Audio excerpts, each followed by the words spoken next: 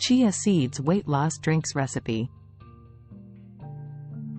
Chia seeds weight loss drink.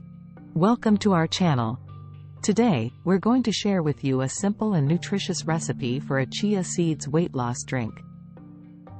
First, grab a tablespoon of chia seeds. Next, add a cup of water to the glass.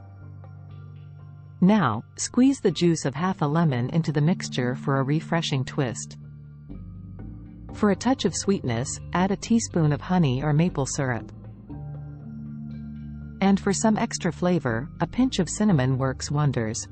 Give everything a good stir to combine all the ingredients.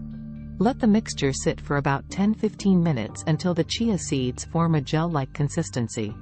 And there you have it. A delicious and nutritious chia seeds weight loss drink ready to enjoy. Subscribe for more healthy recipes.